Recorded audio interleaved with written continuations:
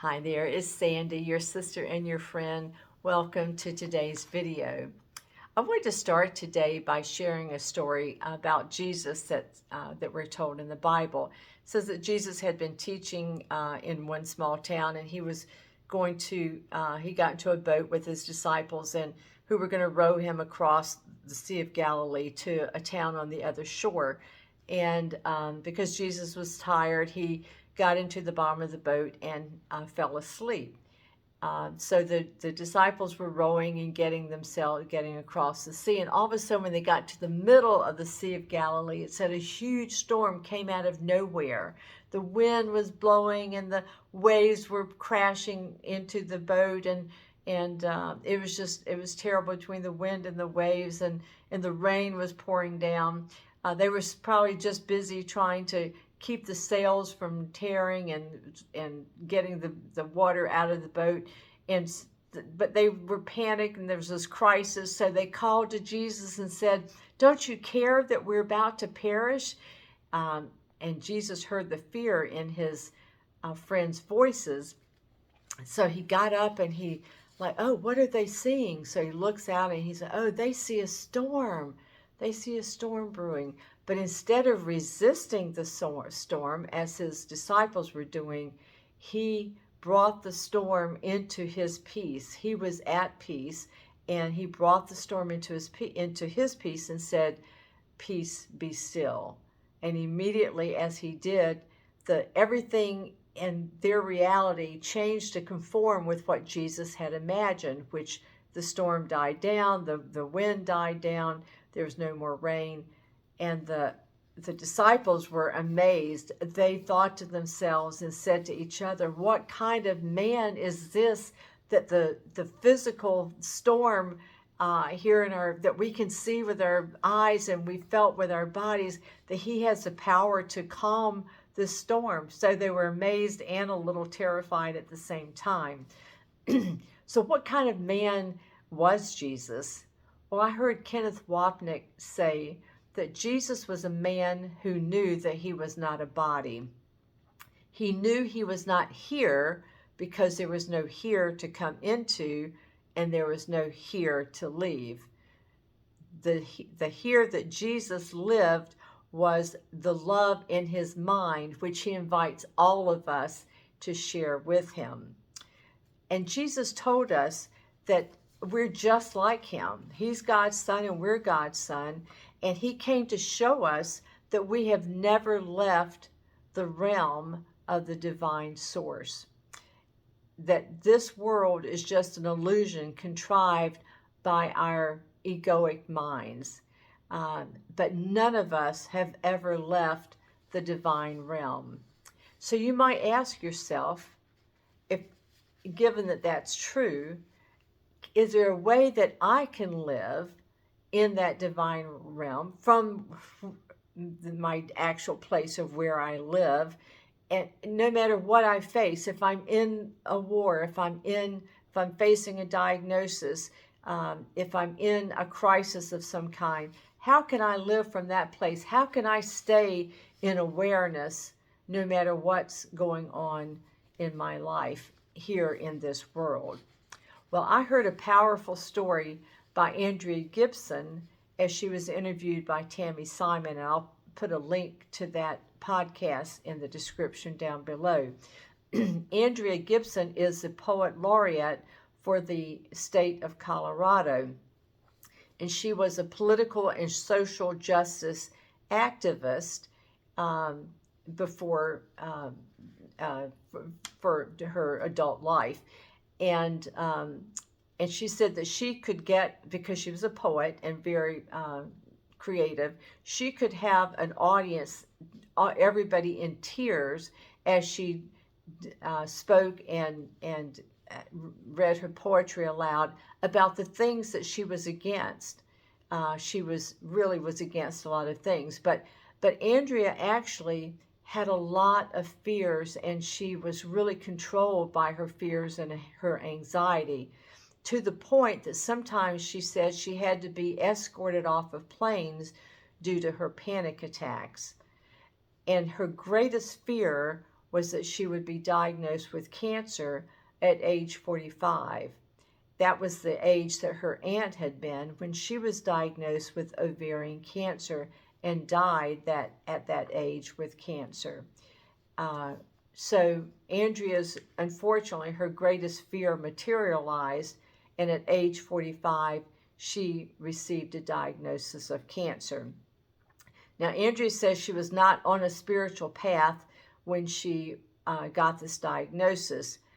She said, but when she came out of the surgery for her cancer, she had this overwhelming sense of being loved by the universe.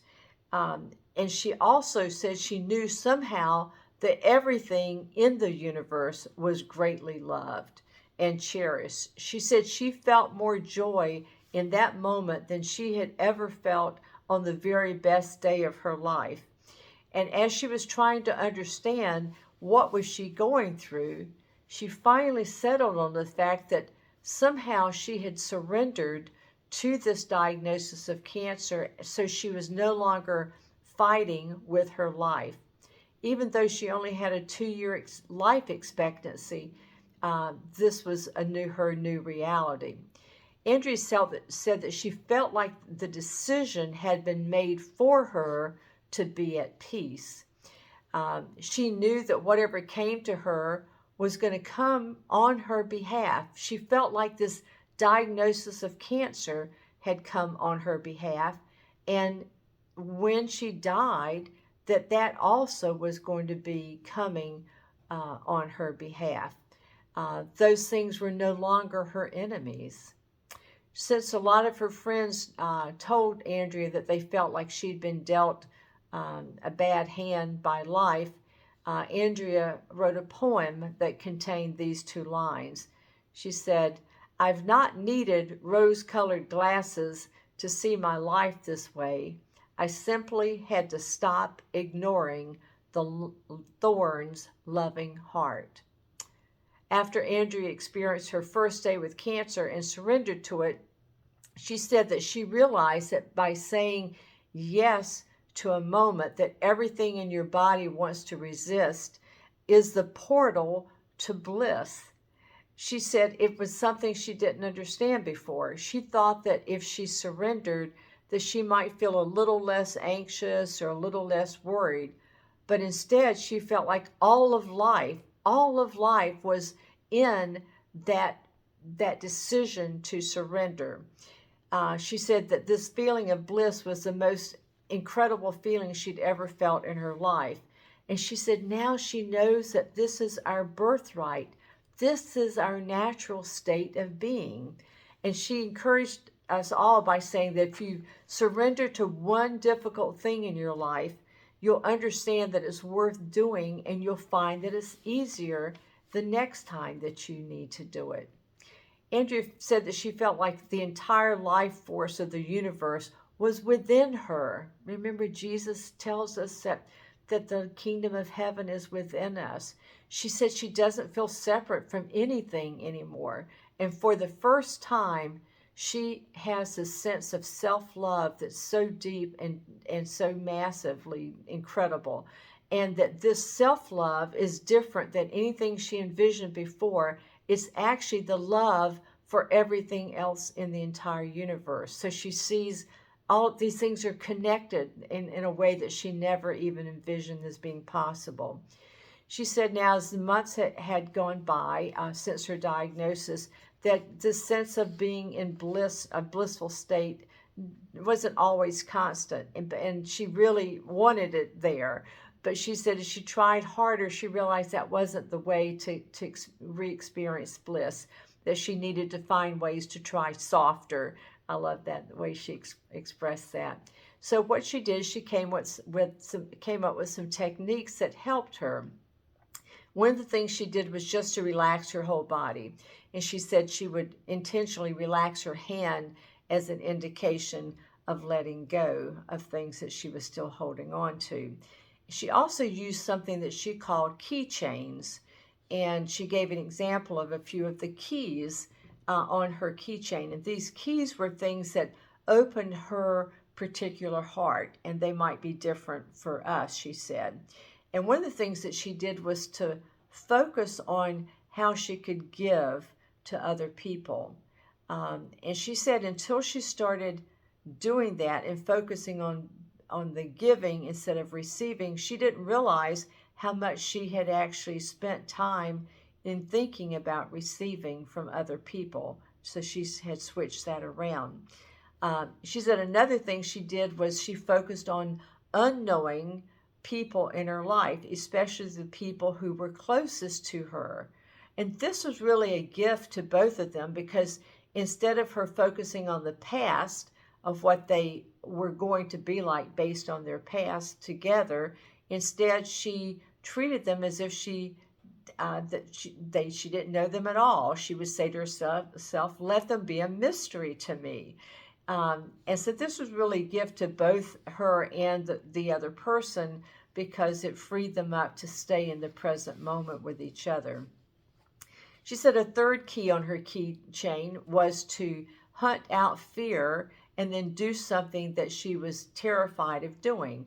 She said this might be as simple as making a phone call to someone that she thought that either she was holding a grudge against, or she thought that maybe they didn't like her.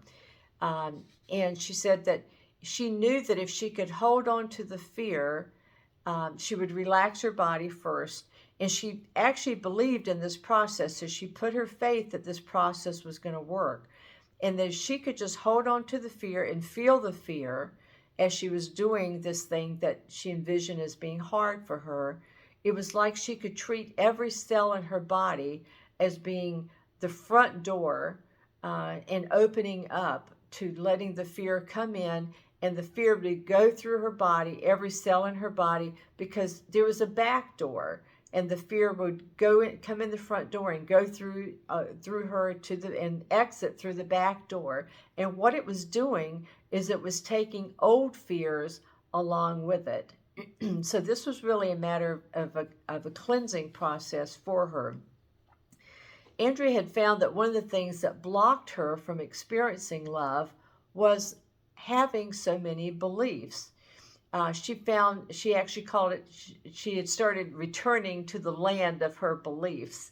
She says she found that the fewer beliefs that she had, the more capacity that she had for being of real service to other people and really loving them. Now, recently, Andrea said that she experienced a recurrence of cancer, and this time it was considered incurable. But in spite of that, she said her baseline for having peace and experiencing love and peace, no matter what the diagnosis was a much more elevated baseline than she ever thought was possible. Now, she ultimately decided to go through some chemotherapy that had just recently come out of clinical trials, and she has found that it has worked for her. As a matter of fact, her cancer markers, she said, were low enough at the point where it would indicate that she didn't have cancer in her body anymore. But she said she's still navigating all of this. She could die, she said, any day, but if she did, she would die happier and clearer and just more complete and more at peace with everything and herself and everybody in her life. And it's just a wonderful feeling to know that that's the experience that she would have. So Andrea is loosening her attachment to outcomes, and she has figured out that just what she needs to do, instead of having so many opinions about what should happen in the world, she's just loving the world. And now her writing has taken a different turn, and now it's more about writing about the beautiful things in this world. Like she writes about how a bee can fall asleep in a flower after it collects nectar, or how whales will join their friend who's dying and who's returning to shore so that their friend doesn't have to die alone in the world. And another experience that Andrea said that changed her was the fact that she was going through chemotherapy with people who had values that were different from her. She could tell a lot of their political values based on the symbols that they wore. And yet, all of them going through this chemotherapy, were navigating their own mortality. They weren't separate. And she said she could sense their lack of separateness at a level that she never envisioned would ever be possible. And she said, knowing how brief our lives are, it's difficult to care about what doesn't matter. As a matter of fact, she said she wrote a poem recently, and this was a line in it. She said, I didn't know how much would change when all that mattered became all that mattered. This high level of connecting with other people, she said, makes her think that she might be living in a different realm. And Andrea's experience of surrendering to cancer has led her to connect with God or source or consciousness or whatever we call the divine power in a way that she never thought was possible. She said now she'll just talk about God. It just comes out of her mouth without her even thinking about it, just because she feels the love of God, and she knows that she has always been beloved of God and highly valued and worthy of his love. I know that you'll agree that Andrea's story is really beautiful. And even though she wasn't looking for God, God was looking to give her the peace and joy and bliss that he knew that he wanted her to experience while she was here in this world. She found that her cancer diagnosis wasn't to be feared, but it was to be surrendered to as what she called the Thorns loving heart. A possible death sentence, if that comes to Andrea, it doesn't mean death anymore. She knows that she's never been separated from God, and she never will be from God or from anybody else. Every day is an opportunity to experience joy in seeing that we have never been separated from each other.